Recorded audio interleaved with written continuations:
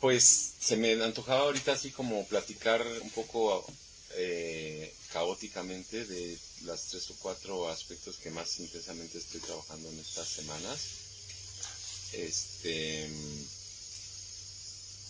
Creo que les había platicado ya hace algunas semanas y sigo en esto de mm, que en esta cuestión del proceso salud-enfermedad eh, estoy puliendo, terminando de pulir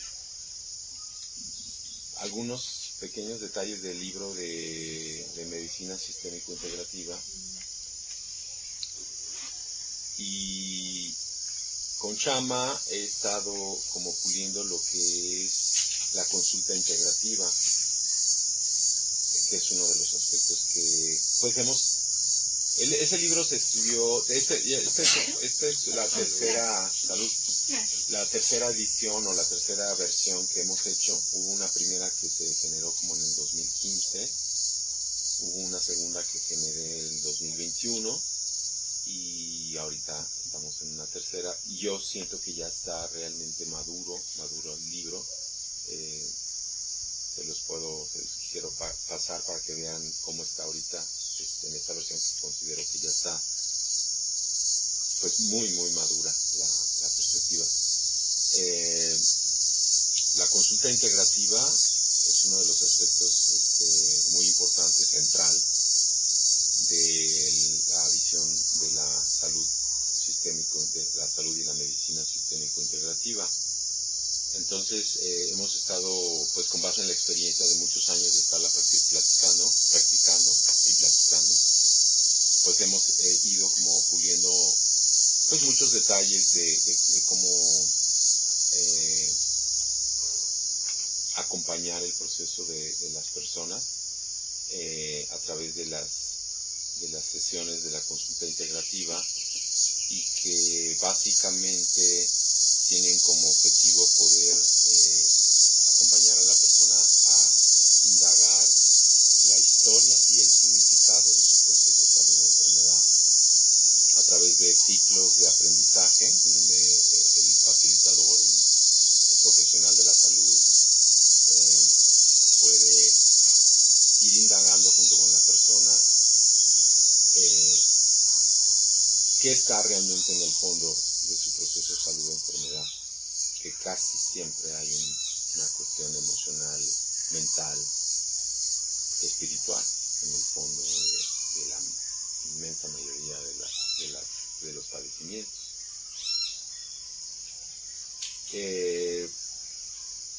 Implica también cómo en una frase que me gusta mucho que generamos, que dice atender lo específico y apoyar lo general. O sea, cómo hacer todos los aspectos para apoyar la revitalización organísmica de la persona. O sea, no puedes recuperarte de un padecimiento de un órgano o de una parte de tu ser, sino la vitalidad de tu cuerpo territorio, de tus cuerpos territorios, si no se ve revitalizado. Y eso es lo que se está en el principio de apoyar lo general. Y también atender lo específico. O sea, poder identificar el conjunto de tejidos, de dimensiones, de aspectos del ser, emocionales, etcétera, que son muy puntuales, que es todo lo que es la sintomatología. Y si la medicina moderna ha identificado una patología, pues está bien, esa patología. Aunque para nosotros la enfermedad, el proceso de la enfermedad es mucho más que la patología que identifica la medicina. Y ahí es donde se aplica este principio de la medicina integrativa, que es la mejor combinación terapéutica disponible, incluidas las medicinas convencionales, alternativas, complementarias, diseñada para la persona en su condición de individuo, ¿no? Ese es, digamos, lo que tomamos de la medicina integrativa. Eso permite apoyar el proceso salutogénico en vez de pelearnos con la enfermedad, que es lo que hace la inmensa mayoría de las medicinas, sean tradicionales, alternativas o convencionales. Hay una pelea o un deseo de quitar la enfermedad, ¿no? Entonces, nosotros no estamos en esa sintonía, pero sí, pues obviamente que hay que apoyar a la persona, pues para que su padecimiento pues no sea tan doloroso, tan traumático, con tantas consecuencias, ¿no? Pero nosotros, desde nuestro punto de vista, pues ese no es el corazón del asunto.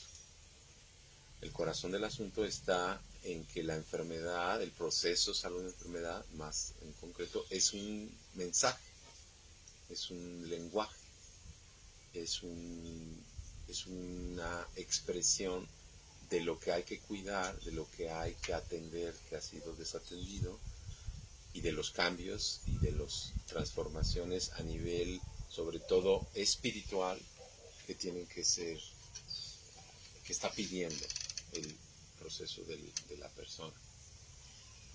Y eso tiene que ver con lo que hemos estado estudiando precisamente en las sesiones anteriores de la enfermedad como camino, que nosotros le llamamos historia y significado del proceso de salud-enfermedad. Ese es el objetivo más importante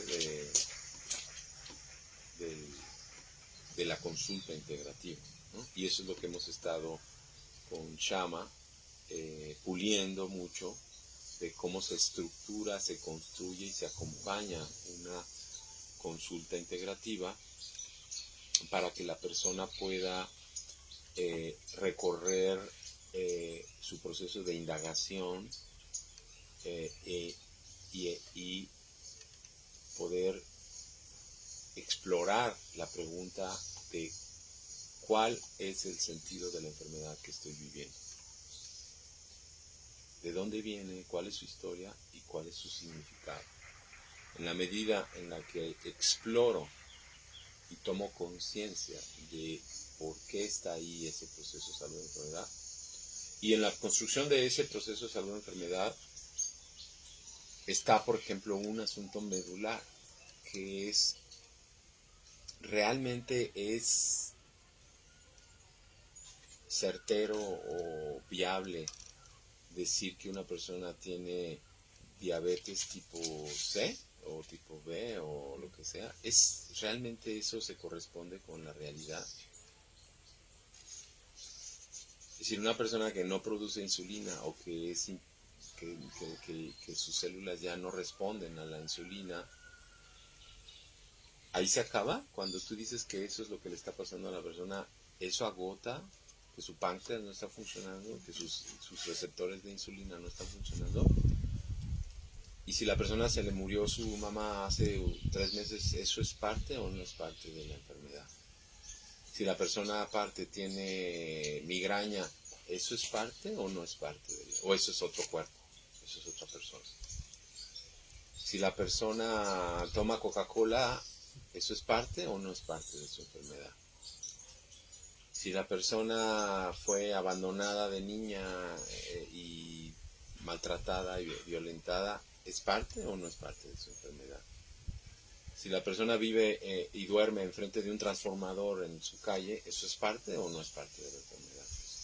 Si la persona toma un medicamento para la migraña, otro medicamento para otra cosa, una infusión de plantas para la otra cosa, ¿eso es parte o no es parte del proceso de salud-enfermedad? Entonces, desde el punto de vista de la complejidad de los procesos de salud-enfermedad, desde nuestro punto de vista, no tiene sentido ponerle un membrete a algo y pensar que ese membrete agota lo que esa persona está viviendo y las causalidades complejas que están detrás de ese proceso de salud-enfermedad. Eso es como un primer nivel muy, muy importante. Que la persona pueda ir más allá de decir, yo tengo artritis de este tipo, y ahí se acaba. e ir más hacia un asunto de, más allá de las disyunciones. Ahora sí que estamos viendo a Morán y todo eso, ¿no? De la lógica, de las lógicas lineales, de las disyunciones. Si esto es así y esto es así, pues esto no puede ser así. Pues ¿por qué no? Hay paradojas, complejidades, contradicciones. La complejidad no es lineal. Y entonces, cuando la persona se da cuenta que la sintomatología y la enfermedad que el sistema médico está identificando como una cierta patología, en realidad lo que trae atrás es un patrón hipercomplejo que ningún diagnóstico va a poder agotar. Entonces estamos ya entrando en otro nivel.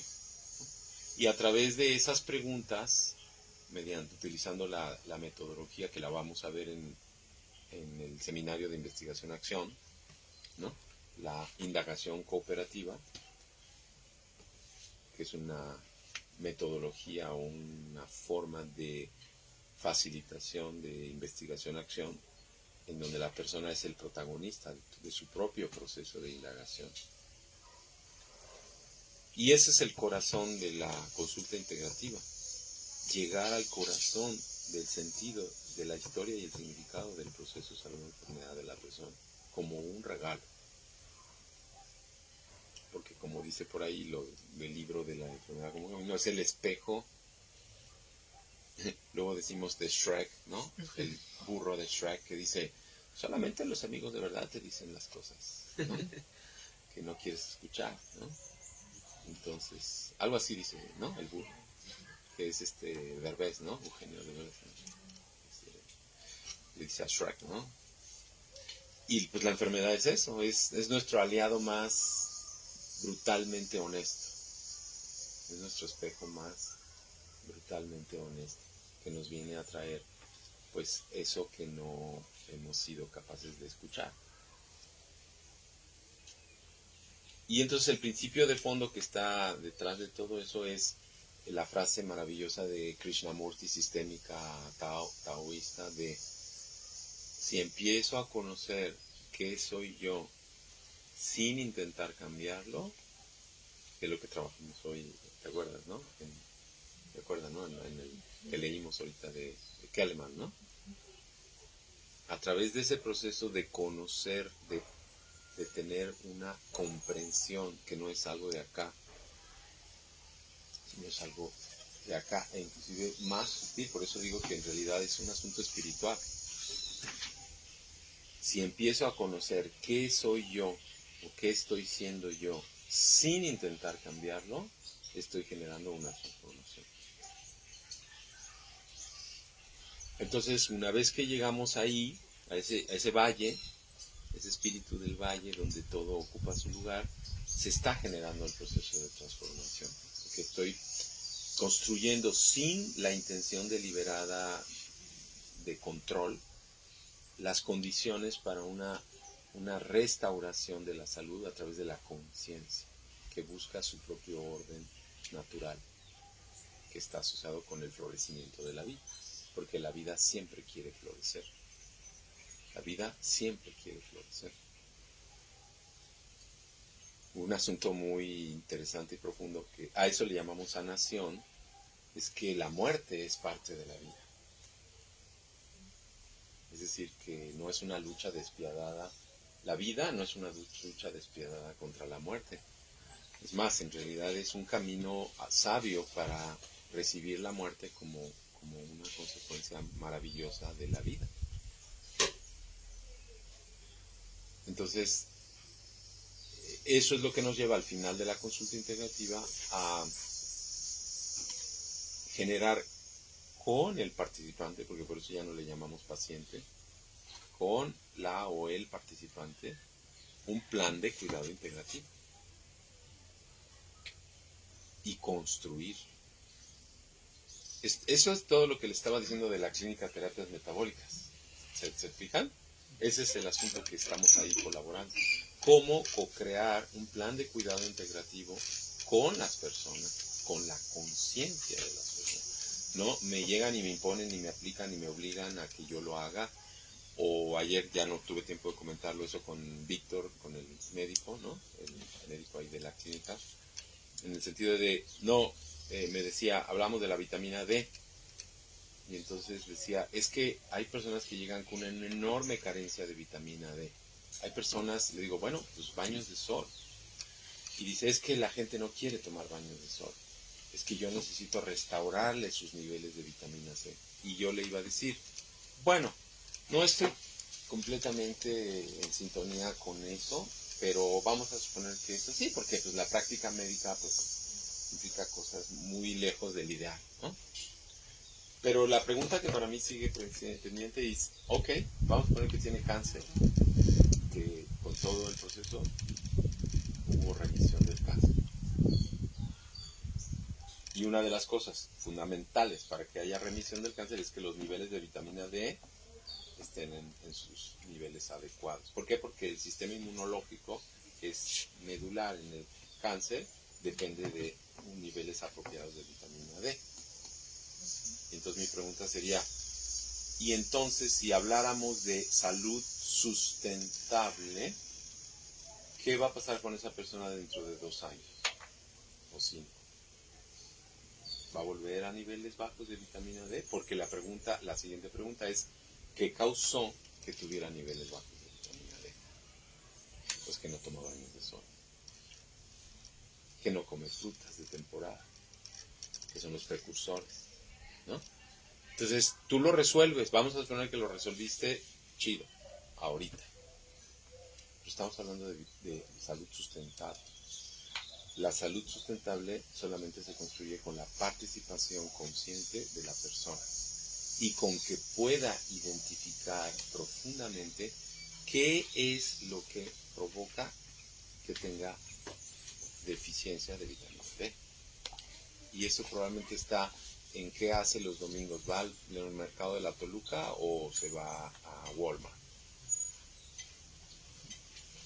¿Qué fruta come? ¿Unas manzanas de Chihuahua o de Washington? ¿O unas guanábanas de temporada super cargadas de, ¿no? ¿Y eso está en la enfermedad? No, eso no está declarado como parte de la enfermedad. Entonces, en la medida en la que tú puedas crear un plan de cuidado integrativo con la persona desde la transformación de la persona, es lo que va a proveer las condiciones de una salud sustentable. No que se cure ahorita y que dentro de 4 años vuelva a caer a lo mismo. Y eso es lo que le llamamos entornos óptimos para la restitución de la salud. Entornos óptimos, que es una manera de hablar de un camino hacia el buen vivir, porque es realmente un entorno ya no de la restitución o sería una constante restitución o florecimiento de la salud.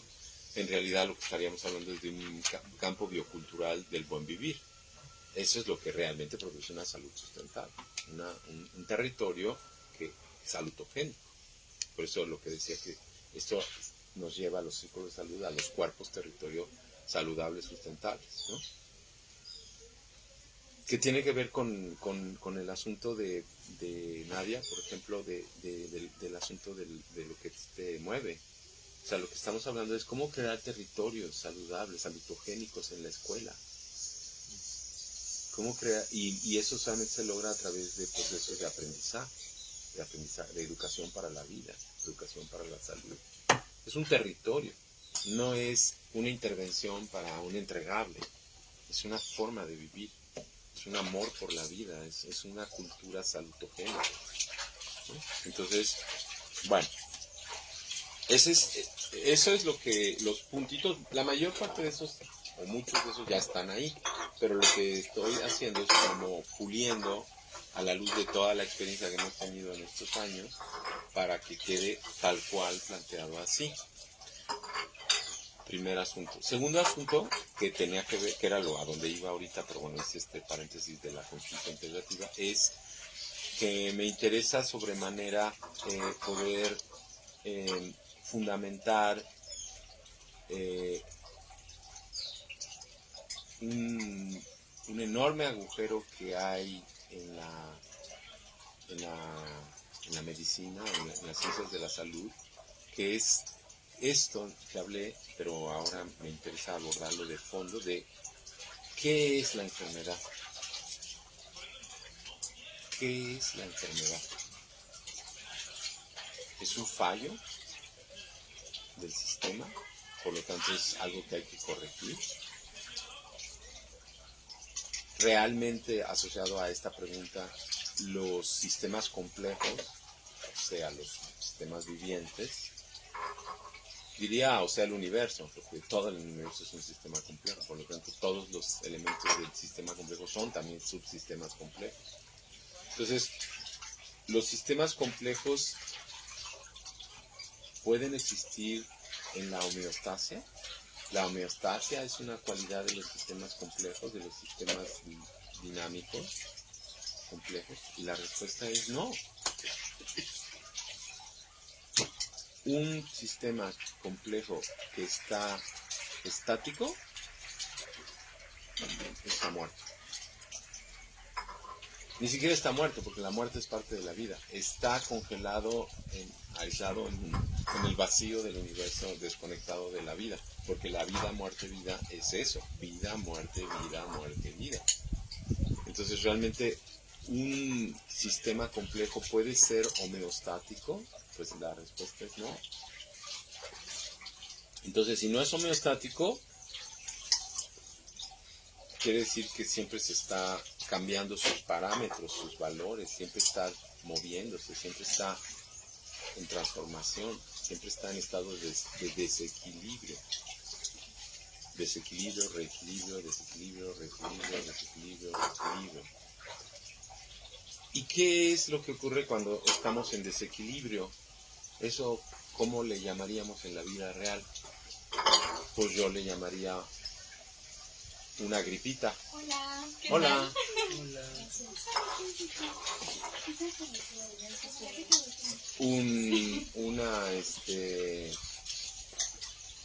Una pesadilla, una depresión, que no tiene nada de malo, por cierto. Lo que tiene de malo es la patologización. Las plantas se deprimen. Las plantas en invierno se pierden las hojas, ¿no? Se ponen así, ves a un haya ahorita y luego la ves en enero y la ves así, y vas a decir, ay, pobrecita, está deprimida, vamos a llevarte a un psicólogo, ¿no? No, la depresión es parte de la vida, ¿no? Entonces, pero lo que sí es evidente es que hay momentos de exuberancia, ¿no? Y hay momentos de escasez y de resguardo y de fealdad. Pero es que tenemos, creo que es lo que hemos estado leyendo, ¿no? Lo bueno, lo malo, la sombra, ¿no? La sombra. Un rechazo tan brutal a lo que no nos gusta, a lo que no es de color naranja, rosado, ¿no? Al negro, al oscuro, al gris, ¿no? Hay un rechazo tan enfermo, ¿no?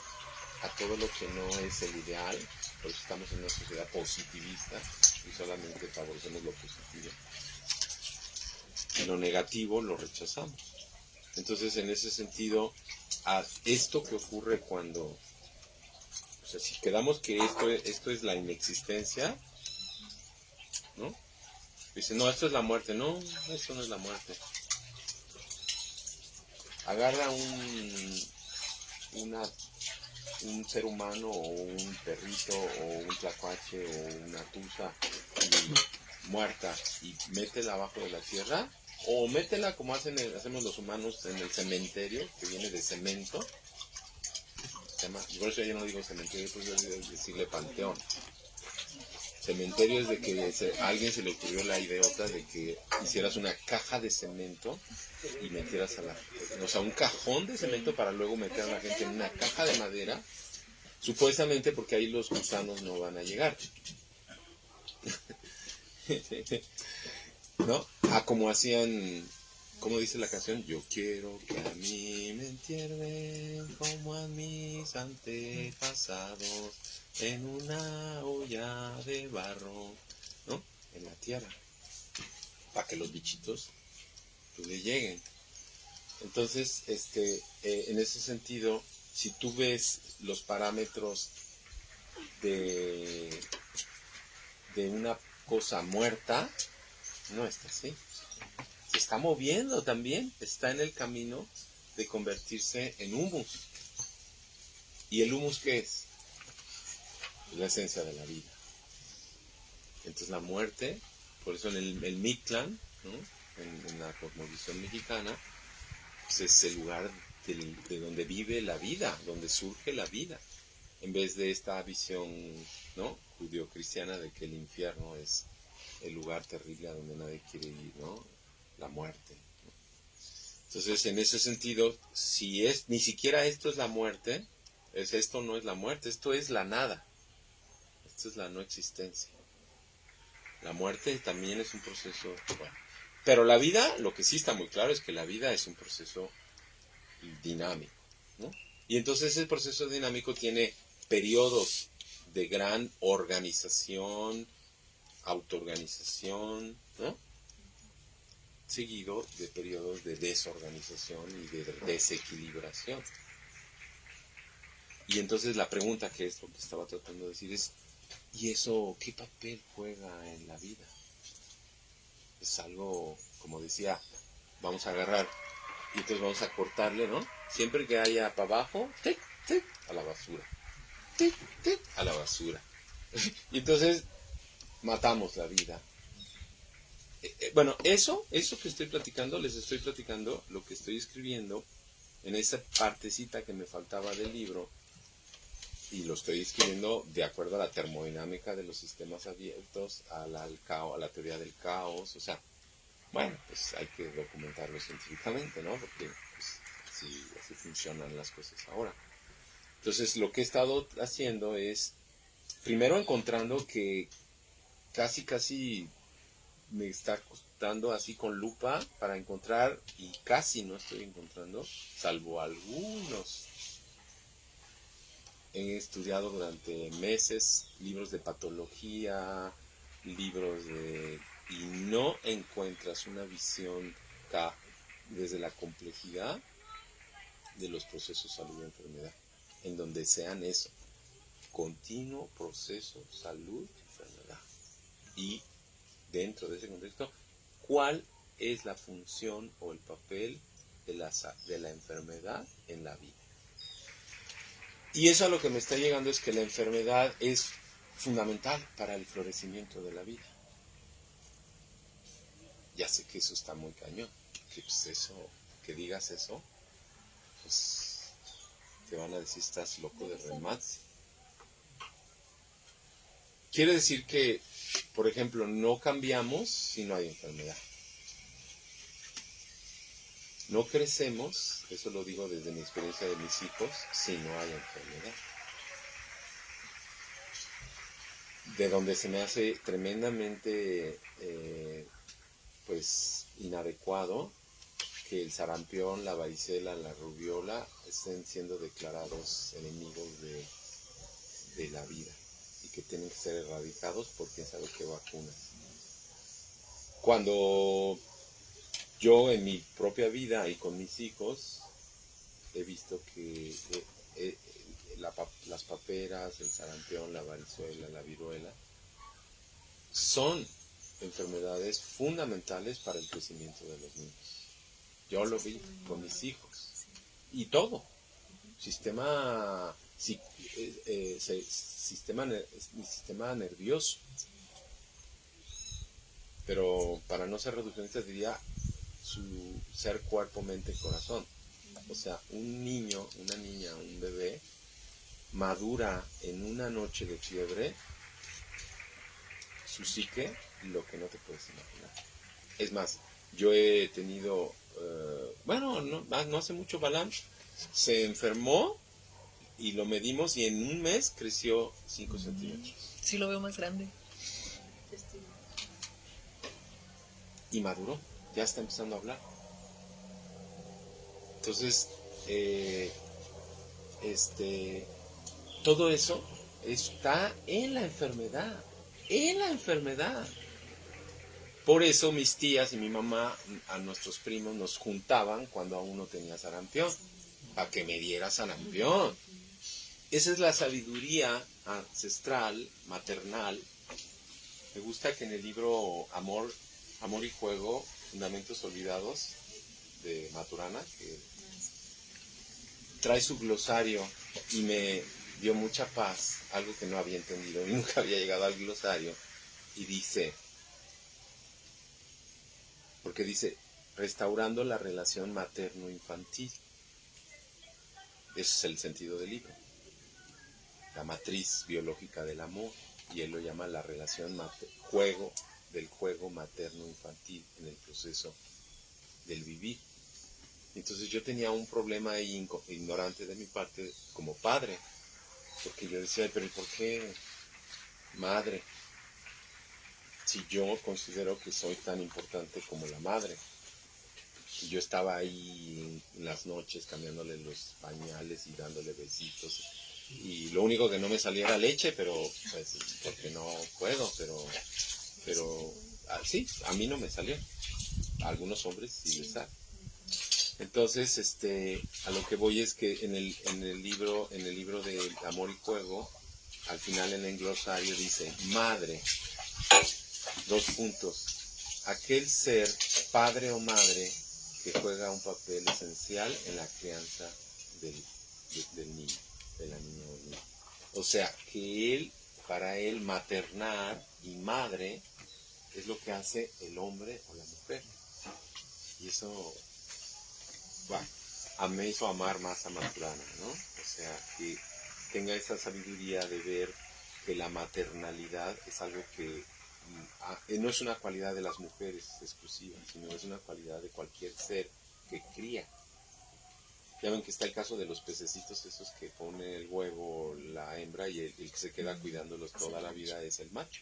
Por lo tanto, eso de decir que la crianza es un asunto de las mujeres los pingüinos también. Es parte del patriarcado, ¿no? De endilgarles a las mujeres algo que es parte de los dos, de los hombres y de las mujeres. Bueno, entonces, ya no sé por qué llegué ahí, pero estaba en el asunto de la desequilibración y la reequilibración. Bueno, por mi experiencia de maternar de mis hijos, ¿no? De mis tías y de todo eso, ¿no? De la maternalidad. Sí, lo hacían mis tías porque pues mis tíos pues no sabían que maternar también eran los padres, ¿no? Pero esa sabiduría maternal es lo que la medicina ha perdido.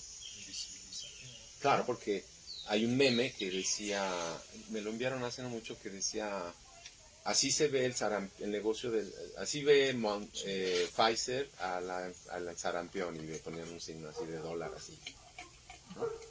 Entonces declaras al sarampión como algo inapropiado y pues ahí van 100,000 millones de dólares de negocio, cuando resulta que es parte del proceso de desequilibración fundamental. Ahora, te voy a decir, no, pero es que los niños se mueren de sarampión. Sí, ve a ver qué están comiendo y cómo fue, si fue lactado, y si fue parto natural, y si hubo apretón, y si hubo, ¿no? Todo lo que tendría que haber en una crianza, y no estás invisibilizando eso y nada más diciendo, el sarampión es una enfermedad que causa la muerte en los niños. Otro caso, yo a mis hijos, siempre entre los 6 y los 9 meses, les da su primera fiebre, cuando empiezan a dentar. Y lo que yo he hecho junto con mi pareja, ¿no? Es permitir que le dé 40 o 41 grados y que aprenda a contender con la fiebre. Resulta que durante 40 años nos aterrorizaron de que la fiebre de más de 40 años iba a causarle muerte cerebral, y hace como 30 años un buen pediatra me enseñó un artículo del New England Journal of Medicine, donde la Asociación Americana de Médicos se disculpaba con las madres y los padres porque es mentira que la fiebre ponga en peligro la vida de los niños, y que una fiebre de 40 no tiene por qué significar todo ese intervencionismo que provoca la medicina. Y entonces yo de eso, que por suerte mi pediatra era un buen pediatra y me pasó el paper, pues me hicieron clic muchas cosas y como le hacíamos antes, con trapitos y agüita, pues claro, es más fácil darle y yo dormirme a estarse toda la noche con el chamaco, con los trapitos y bajándole la temperatura, pero permitiendo que los niños activen su proceso de regulación de la temperatura, ¿no? Y desde mi punto de vista, eso no lo puedo probar porque no he hecho un experimento, yo creo que eso es la diferencia entre que los amiguitos de mis hijos siempre tenían gripe, siempre tenían tos, siempre estaban yendo al médico, siempre tenían rotavirus y todas esas cosas que han inventado la medicina, ¿no? Y mis hijos se enfermaban una vez cada 2 años o cada año, ¿no?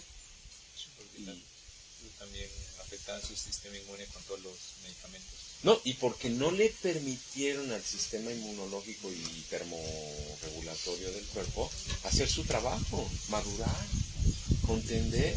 Entonces, claro, un niño que siempre el diazepam o no sé, la aspirina o lo que sea que le dan, el infan, no sé qué cosa, pastilla, pues le da 38, 37 y medio, 38 y medio. Entonces el pobre sistema quiere desorganizarse, quiere transformarse, quiere crecer, quiere activarse porque el sistema inmunológico aprende de la experiencia. Y si nunca le das la experiencia, ¿cómo va a aprender? ¿No? Entonces, todas esas experiencias que yo he tenido a lo largo de mi vida y los estudios que he estado haciendo en los últimos 20 o 30 años, pues me muestran que el proceso de la enfermedad es un proceso de transformación, de crecimiento, de aprendizaje, de maduración.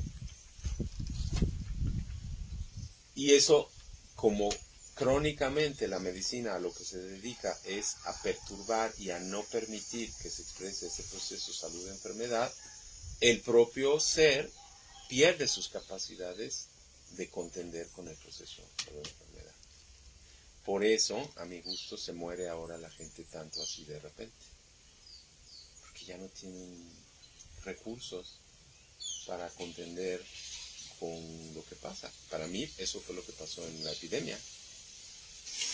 En la epidemia, por iatrogenia y por otras cosas, se murieron millones de personas porque ya, ¿qué es lo que está escondido? O sea, yo nunca he visto a un secretario de salud que salga a decir, el pueblo mexicano es un pueblo crónicamente enfermo. Y eso es lo que es. Me duela decirlo. Eso es lo que es el pueblo mexicano. No hace nada del pueblo mexicano. El mundo, la humanidad entera. Es más, quienes están más enfermos son los países desarrollados. Porque es donde hay más intensidad de intervención del sistema médico. Donde comen más alimentos ultraprocesados. Donde la agricultura está más tecnologizada. Etcétera, etcétera, etcétera, ¿no? Entonces, bueno, ese es el otro tema que he estado investigando a profundidad y que es un tema muy espinoso, que es cuál es la esencia y el significado de la enfermedad en el proceso de la vida. Y bueno, lo que he estado encontrando es muchos pedacitos de un rompecabezas que pues casi puedo decir que no he encontrado un solo autor que lo diga con todos los elementos en la historia. O sea, donde puedo encontrar más un poco eso, la medicina tradicional china, no conozco a profundidad tanto la medicina tradicional mexicana, porque desafortunadamente no está tan documentada académicamente publicada, pero pues tengo percepción de que también así en la medicina ayurvédica de la India, ¿no? Y en la naturopatía es donde he encontrado algunos elementos, porque pues es la medicina basada en Hipócrates, ¿no? Que dice que la naturaleza sea tu medicina. Pero a lo que se refiere profundamente Hipócrates no solamente es hasta la herbolaria, que es por donde se ha ido este asunto, sino más bien a que las propias células, tu propia vitalidad, es tu medicina. Esto que estamos hablando del proceso salud-enfermedad, de la historia y significado, de la salutogénesis, que implica que se produce a través de la higiene natural. O sea, el higienismo, que no tiene nada que ver con el higienismo moderno de la asepsia, sino el higienismo ancestral, es la raíz filosófica de la naturopatía. Y ahí es donde sí he encontrado más claramente, inclusive que la medicina tradicional china, que es la medicina mejor conservada, ahí es donde el único lugar, pero pues eso no se publica en los journals, en la naturopatía, en la escuela higienista, es donde sí he encontrado con mucho más claridad este asunto del proceso salud-enfermedad, como un constante proceso de desequilibración y reequilibración, donde la enfermedad es un proceso de desequilibración esencial para el florecimiento de la vida. Bueno, pues esas son las dos cosas que he estado trabajando en las últimas semanas, meses. Y finalmente pues andamos escribiendo en nuestro colectivo, en nuestro cuerpo académico de Cuerpos Territorio en Diálogo, Creando Convivir, y estoy dándole, estamos por publicar, queremos generar, tenemos ahí en preparación o en creación un artículo que diga qué es para nosotros eso que llamamos cuerpos territorio, que bueno, ya mucho de lo que he dicho ahorita tiene todo que ver con eso. Cuerpos territorio en diálogo, co-creando, convivir. Entonces, bueno, he estado como puliendo un poquito ese artículo, porque le hace falta un buen trabajo para realmente documentar y fundamentar qué es lo que queremos decir con cuerpo, la somática, la corporalidad, bueno, todo lo que ya dije ahorita, territorio, toda la visión de la territorialidad, de la geografía y de la sociedad y de la vida como un territorio. El diálogo, bueno, pues ya con lo que llevamos, y bueno, que ahora Abraham va a tomar la batuta, ¿no? Durante 2 semanas, el diálogo de la conciencia somática, el diálogo, o sea, la actitud dialógica, la posibilidad de flujo de significados, ¿no? Co-creando, que es toda la parte del arte de la facilitación, o sea, que los procesos han de ser comunitarios y participativos para que sean sustentables. Y como todo eso nos lleva a una filosofía social y de vida, que es el buen vivir, ¿no? Que es las formas de organización política, económica, social, territorial de los pueblos originarios, y que pues por lo visto como humanidad vamos a tener que voltear para reconstruir eso, porque pues este camino de la globalización y de la modernidad pues no nos está llevando muy lejos. Entonces bueno, eso que acabo de decir ahorita súper resumido es lo que estamos haciendo, y también me ha estado ocupando bastante tiempo el poder pues ponerle con todas sus citas, porque va a ser un artículo científico que tenga sus mínimos sus 30, 40 citas, poder fundamental, y que también por ejemplo a ustedes les sirva, ¿no? A la maestría les sea de utilidad, porque creemos que eso es como una expresión muy feliz, muy bonita de la transdisciplinaridad, el enfoque de la sustentabilidad y la transdisciplinaridad. Y bueno, pues eso es lo que les podía platicar hoy de lo que me ha ocupado en las últimas semanas. Gracias. Y pues no sé, sería interesante. ¿Qué hora es? Las 2:15. 2:15. Pues si quieren algunas intervenciones y luego podemos pasar al círculo de la palabra final, pero pues no sé, creo que hay quizás mucho material como para comentarios, dudas. Pues ahorita sintiendo mi cuerpo, todo eso que dices lo asocio al ciclo menstrual, porque pues justo hay días, lo asocio a este proceso de desequilibración, reequilibración, ¿no? Y de cómo estamos en un ciclo constante de cambios. Y bueno, en un cuerpo de mujer que me tocó vivir, así lo siento. Y pues sí, siento justo ahorita como lo siento en mi cuerpo, ¿no? Que sé que ya viene, porque lo siento en mi cuerpo, lo empiezo a sentir en el cansancio, que tengo sueño, lo empiezo a sentir en mis piernas. Y una parte de mí dice, ay, quiero sentirme bien, ¿no? Como quisiera sentirme vital. Pero es parte de aceptar que es el ciclo natural del, de la vida, ¿no? Del ritmo, del proceso de desequilibración, reequilibración.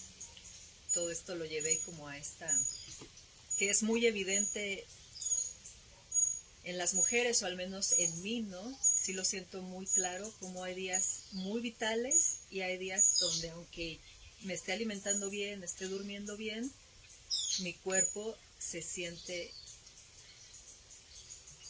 en desequilibrio, o hasta, yo creo que antes en el tiempo pasado en la historia le llamaban que era una enfermedad, ¿no? Pero es el proceso de desequilibración, reequilibración, y pues sí pienso en lo que está sucediendo dentro de mi cuerpo, que es toda esta parte de todo lo que se está desprendiendo y todo lo que está formando, ¿no? Entonces pues eso me vino con todo lo que nos compartió Enrique de este ciclo de desequilibración, reequilibración, en, ahora sí que en la mujer. Gracias. Wow, gracias.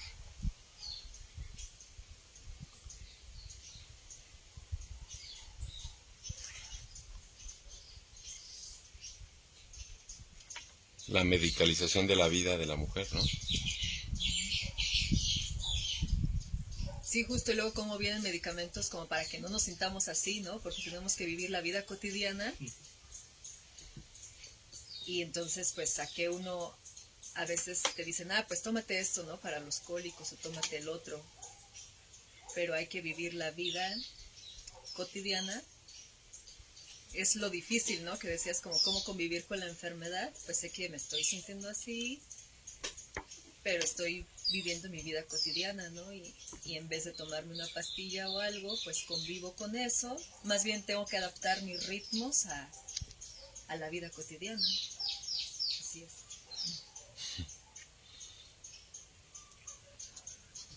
Gracias. Gracias.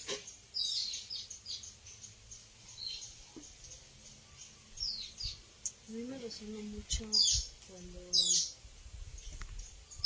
pues cuando dijiste esto de que de dónde viene la enfermedad en sí, ¿no? Que qué es lo que realmente es la enfermedad. Y todo esto se me vino a todos estos procesos de mujeres, en este caso que pues mamá tiene mujeres. De repente cuando estoy en una de sus consultas, a momentos no me resonaba ciertas preguntas que hacían, ¿no? Como su historial médico, ¿no? La gente llegaba con sus análisis de sangre, con sus, ¿cómo se llama esta? No son ecografías. Ultrasonidos. Ultrasonidos. Sí, es lo mismo. Ajá. Y lo primero que hacía es, sí, ahorita, pero ¿cómo estás tú? ¿Qué traes? ¿No? Y no sé, ¿cómo estás en tu casa? ¿Cómo está tu familia? ¿Tienes hijos? ¿Estás casada? O sea, estas cosas que yo decía, ¿eso qué? Pero a momentos sí las personas, yo no veía que se sacaran de onda, sino que al contrario, como que se soltaban, y algunas incluso pues lloran y empiezan a contar su vida, y todo lo que traen en ese momento lo sueltan, y la consulta que supuestamente debería durar 1 hora se hace 5 o 4, ¿no? Y cuando salen de ahí se sienten mucho mejor, el dolor que se supone que llevaban ya no lo llevan, y entonces dices, ¿cómo? ¿Qué? Yo no vi que les dieras nada, o yo no vi que sea, ni un tecito, o sea, ¿cómo? Y entonces ella incluso me decía, no te dejes llevar por cuestiones, o sea, simplemente escúchalos y vas a ver que lo único que traen son dolencias personales. Ya si esto trasciende otra cosa, bueno, entonces ya vemos cuestiones de fitoterapia, homeopatía o alopatía hasta cierto punto, ¿no? Ya se canaliza a otros, ¿no? Pero si no, por lo regular son cuestiones no médicas, sino personales, ¿no? Y cuando empezaste a hablar, Enrique, yo hice algunas anotaciones donde, como decía, la historia y significado del proceso de salud y enfermedad que vimos con Juan, creo, me empezó a resonar todo esto, ¿no? Que dije, wow, y ella ya lo hace y yo no lo había visto de esa manera, ¿no? Y ahora, pues sí, ya entiendo un poquito más, incluso ya hasta me intereso un poco más por entrar a sus consultas, por lo mismo de que yo entraba por apoyarla, por ayudarla, pero ahora ya es como un proceso de intención de entrar porque quiero escuchar, ¿no? Incluso la misma gente que se empieza a abrir también te comparte ciertas cosas y tú también te lo quedas, ¿no? Lo que comentaba al principio cuando llegué aquí. Y eso también hasta cierto punto te llega en el alma y también te sana, ¿no? Cosas que les duele y que tú lo recoges, ¿no? Y que hasta cierto punto lo ayudas a sacar todo lo que trae. Y cómo va siendo también una parte sistémica comunitaria, como decía Enrique, ¿no? Tal vez no en ese aspecto como tú lo mencionabas, pero yo lo vi así, como que si lo cuentas también te sana. Claro. Y si te sanas, pues tú también lo estás ayudando a sanar con tu escucha, con tu presencia, con el hecho de estar presente. Y eso es muy importante también en este proceso, ¿no? Yo le comentaba a Irán y a Juan ya hace algún tiempo, no creo que a ti te comenté, que cuando llegué aquí, llegué precisamente en el diplomado, pero yo venía enferma. Y sí, estaba enferma, pues me acababa de caer, ves que tuve el accidente, venía como que en cuestiones muy estresantes. Y con el hecho de empezar a sacarlo aquí, comunitariamente, yo también empecé a sanar, ¿no? Y es donde yo también, platicando con Juan, caíamos a esto de que no nada más es a contárselo a una persona, ¿no?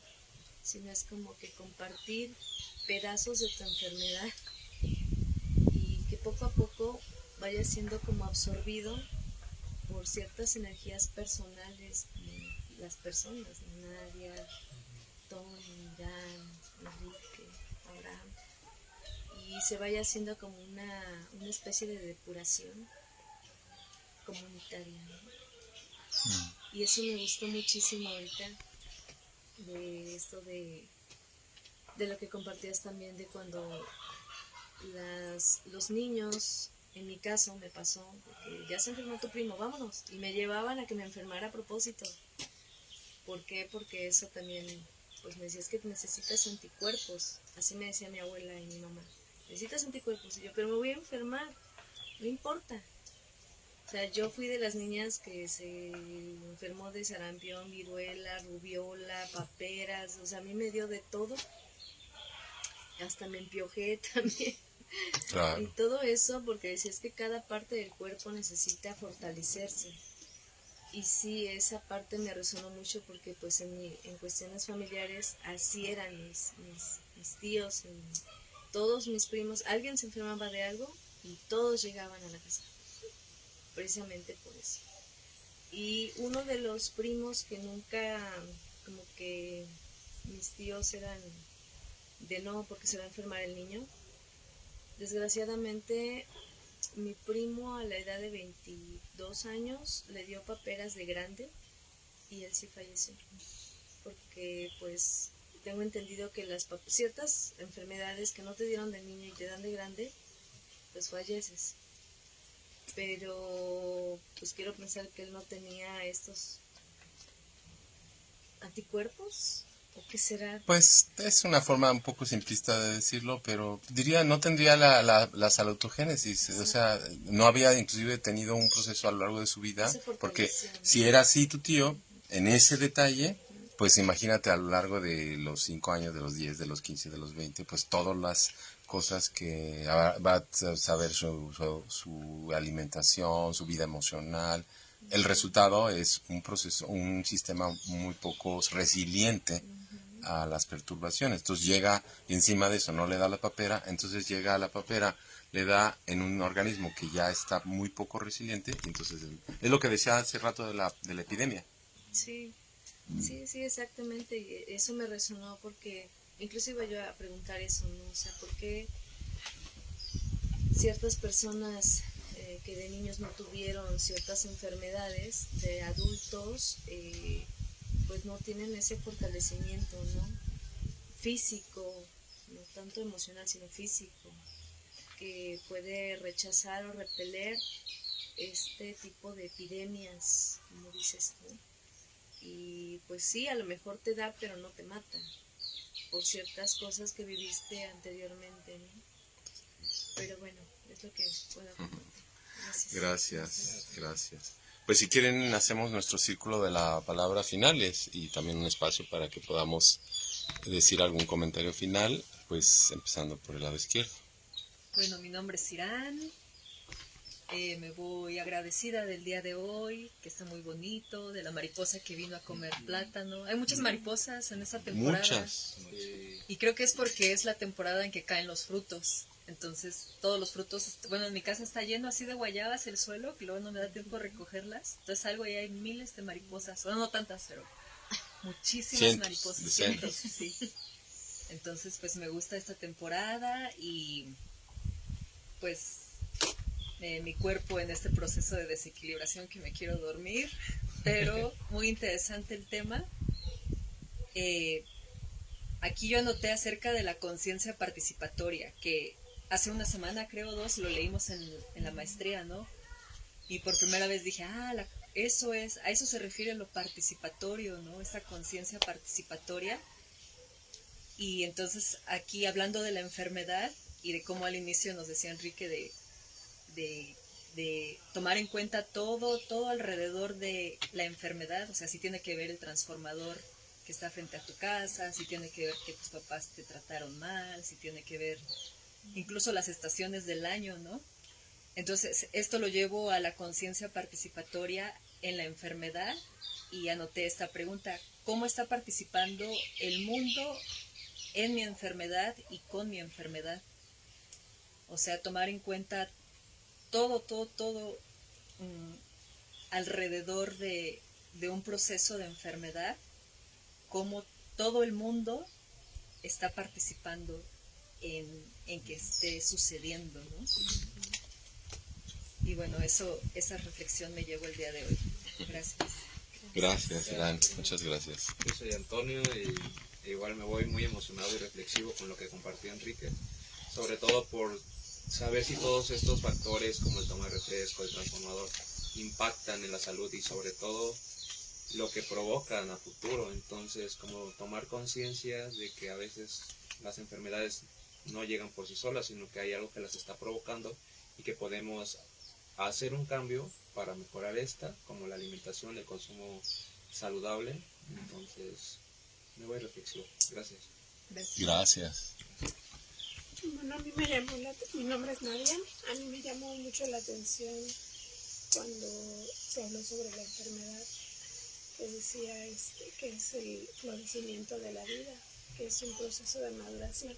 Y me vinieron a la mente mis hijos, de que hay 2 de ellos les daban unas temperaturas que hasta deliraban y yo me espantaba demasiado, ¿no?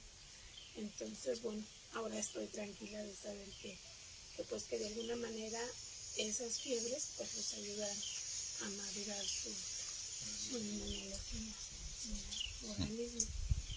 Y me voy con eso. Gracias. Gracias.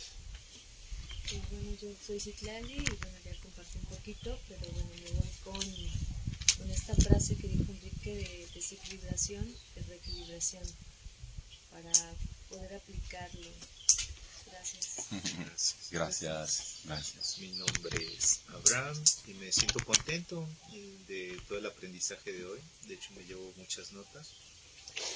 Y también pensaba en esta parte, de hecho lo noté como cualquier desequilibrio es parte de la complejidad del proceso, ¿no? Y a esa complejidad que se refiere lo que hablaba Enrique, ¿no? De que es la historia de vida, medicamentos, consumo de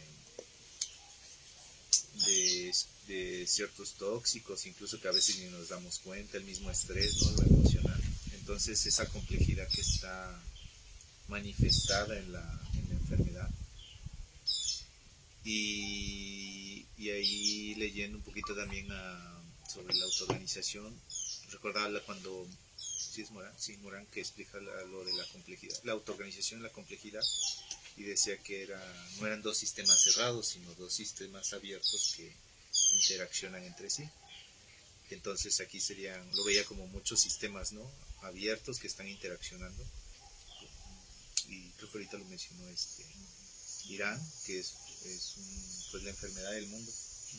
Y ayer no les pasé el documental, lo voy a colgar ahí en la página de la unidad, que hablaban precisamente esto de cómo pues también la industria alimentaria pues es una enfermedad, ¿no? Bueno, industrial, que al final pues ve más los intereses económicos, realmente no le interesa, ¿no? la salud de las personas.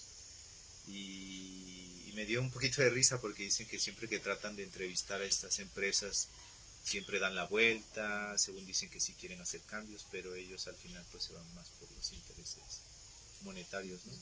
Incluso estaba viendo que ahí en ese documental que hicieron una junta con las 8 grandes empresas que tienen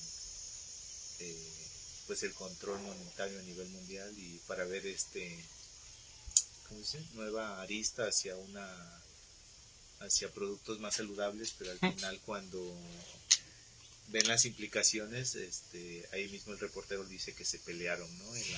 Hasta se enojaron los directivos de estas empresas y abandonaron la junta, realmente no les interesa.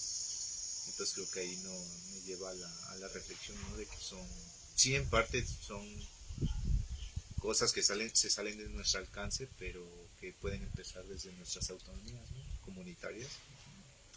Y eso me venía a la mente en el seminario, y también lo de las fiebres y cómo pues se está aprendiendo el sistema inmunológico para en un futuro ayudar, ¿no? O más bien relacionarse con las enfermedades que vienen en la edad adulta y que no, bueno, aunque se manifiestan las enfermedades, pero no nos van a llevar a una muerte, ¿no? Pero también viendo la muerte como algo que es parte de, ¿no? Y creo que eso. Entonces, pues muchas gracias por sus comentarios. También aprendí bastante ahorita de todo lo que comentaban y eso. Gracias. Gracias. Uy, pues cuántas cosas, ¿no? Hermosas. Muchas experiencias que nos tocan, y creo que mucho aprendizaje para gestionar la vida, para poder acompañar el florecimiento de la vida, ¿no? Nunca me terminará de sorprender el que cuando digo eso, el poder decir que el florecimiento de la vida también implica la muerte. Y la sanación a veces implica la muerte. Y ese paso de dejar de ver a la muerte como algo desconectado y terrorífico que implica el fracaso de la medicina, de la salud, pues creo que cambia muchísimo, porque mucha de la angustia y de la tristeza de cómo se recibe la muerte, sobre todo cuando es de alguien pues mayor o que ha tenido un proceso de salud de enfermedad muy desgastante de muchos años, me sorprende mucho, aunque trato de sentir la empatía de que no se alcanza a ver, a decir, bueno, yo a veces no voy a los velorios y eso porque lo que me dan ganas de decir es felicidades, ¿no? Pero pues me van a sacar patadas, ¿no? De que le diga a alguien, pues felicidades que ya descansó, ¿no? Tu familiar. Pero es lo que siento, ¿no? Como si ves una persona que tiene cáncer durante meses o una persona un anciano que lleva años conectado y tal y ya descansó, pues a mí la verdad lo que me dan ganas es decirle felicidades, ¿no? Pero, pues bueno, ya cada quien sabrá cómo lo recibe, pero creo que también eso es el no poder recibir a la muerte como parte de la vida es parte de todo este analfabetismo de vida que nuestros ancestros no tenían. Nuestros ancestros lo veían como un regalo, como parte de la vida. De hecho, hay algo muy, muy movedor, pero que según parece es así, que es que en los pueblos mexicas, cuando un niño moría, se hacía una fiesta. Y era un regalo, porque era alguien que regresaba al cosmos antes. Imagínate eso como vemos ahora las cosas, ¿no? De que un niño muera y pues es una tragedia, ¿no? Y así lo vivimos, y así lo vivimos todos. Pero ¿cómo será ellos que lo vivían de una manera diferente? ¿No? Creo que eso es muchas enseñanzas, pues, como eso de que no entienden de todo el mundo, que cómo le hacemos bromas a la gente de la muerte y hacemos las calaveritas de que Abraham por andar saltando la calaca se lo llevó ¿no? O sea, que nos reímos de la muerte y que le llevamos mariachis a nuestros muertitos y le hacemos la comida y les hablamos y ¿no? Y bueno, de lo que mencionaron, nada más me gustaría terminar de lo que mencionó Citlali. Bueno, me parece que mencionó cosas muy importantes y una que es parte de este trabajo que estamos tratando de hacer, de lo que planteaste, de la diferencia cuando enfrento el proceso de la vida y en particular salud y enfermedad desde lo solo, desde lo individual, y lo que nuestra propuesta es a nivel de comunidad de aprendizaje, de círculo de salud, porque allí se producen ya los procesos de aprendizaje, de transformación. Y eso que, por ejemplo, que tu mamá hace, creo que se hiperbolizaría si fuera en un contexto de un círculo de salud, ¿no? Porque entonces habrían un poco lo que hicimos ¿no? De que con Ana Ruth, ¿no? De que estuvimos en el semillero de facilitadores, que por cierto ya vieron que sí, vieron, ¿no? Que es de este sábado al otro. Y hicimos un ejercicio muy bonito de escribirnos una carta y todo eso y nos agarramos de las manos porque un círculo de salud es un espacio de confianza, es un espacio sagrado de respeto y de compasión en el mejor sentido de la palabra, ¿no? Y entonces ahí podemos generar procesos de aprendizaje. Y otra cosa es que, bueno, yo vengo de la biomedicina así un 2x3, ¿no? Pues estudié en la UNAM, doctorado en mi investigación biomédica básica. Y lo que yo siempre he dicho, eso que mencionabas también, platicabas de tu mamá, y que yo lo veo en las consultas integrativas que doy, y digo, porque ayer se hablaba del doble ciego y de la replicabilidad, y dices, ¿y dónde está todo eso? Cuando la gente habla de cáncer, de diabetes, digo, ¿y sabrán el dolor que hay detrás de eso? ¿A dónde un número puede captar eso? ¿Cómo vas a meter?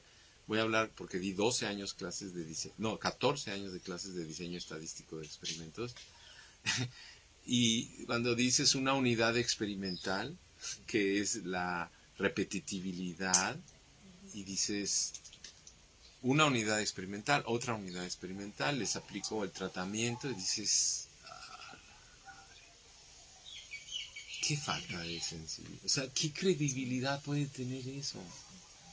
¿Cómo se esconde el proceso salud-enfermedad al decir el gen? No, es que te funciona mal la córnea, desprendimiento. No, pues es que... Y toda su vida y todo su mundo emocional, ¿dónde lo dejas? Entonces, bueno, la otra cosa que me pareció muy importante es que, pues que esas experiencias de que hablabas de los niños y de todo eso, diría que son, el ejemplo se me parece una metáfora muy a propósito. ¿Qué pasa cuando tú, como pasa ahora, enseñas a un niño a multiplicar o a dividir y le das una calculadora? ¿Qué va a pasar con ese cerebro? Si es que es verdad que lo hacemos con los cerebros, lo hacemos con todo el cuerpo. Pero ¿qué va a pasar con esa mente de ese niño que les das y le dices aprende a escribir, a multiplicar, dale 8 por 44 y ya, ¡pum! Pues no. ¿Qué es lo que pasa? Sales a la calle, nos pasa. A ver, hagamos una división. Y dices, ay, no, porque ya no quiero dividir. O sacamos. Por eso, no. Haz la casita Sí, lo que sí. y haz la división. Y con punto decimal. Ya no sé. Nadie lo sabe hacer. O lo que les dije el otro día, llega a mi casa, vivo en Venustiano Carranza número 49, Jico, ¿no?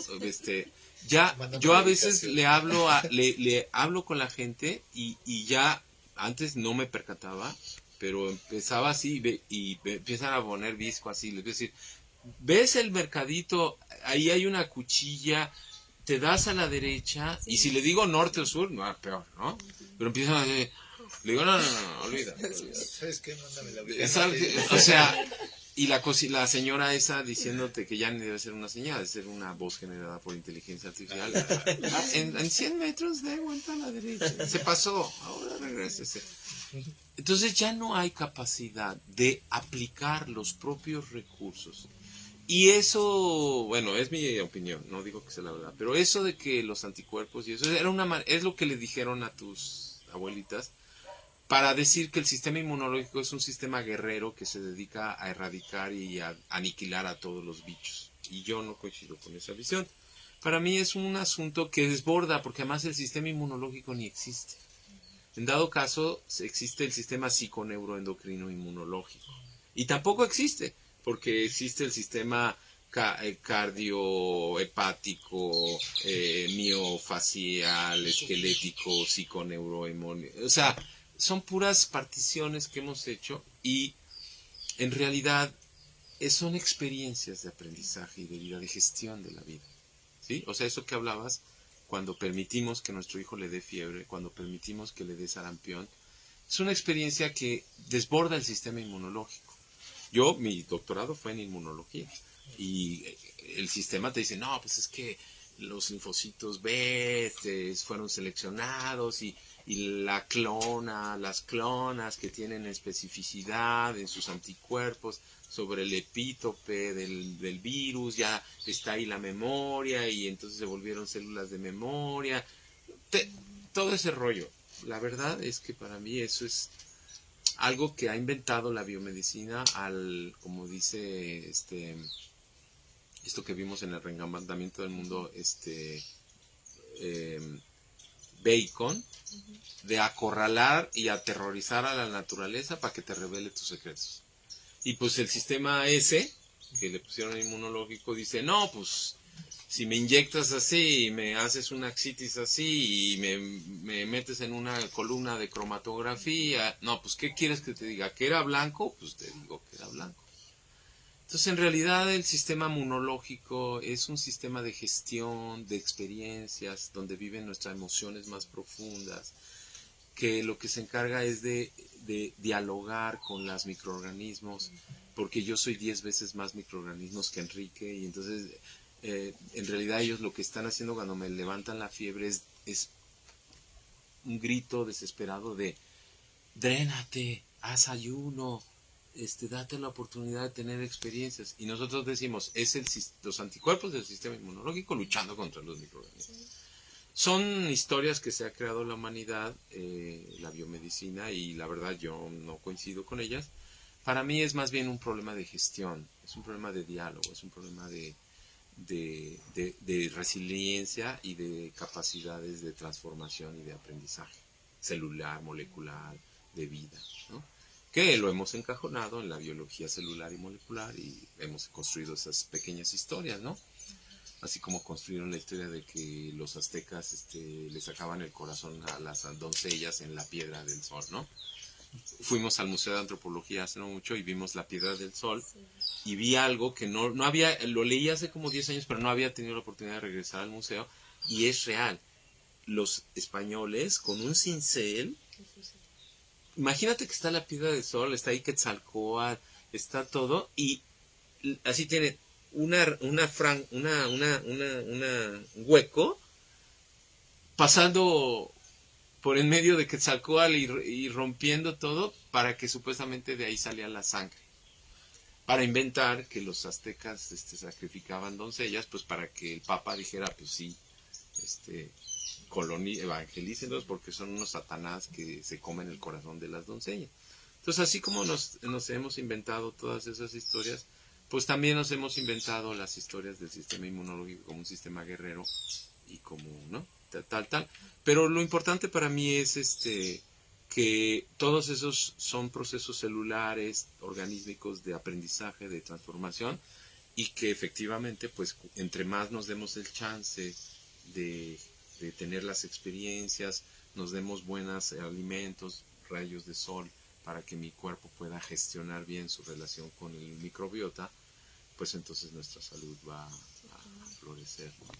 Y bueno, con esa me voy y muchas gracias. Gracias. Gracias.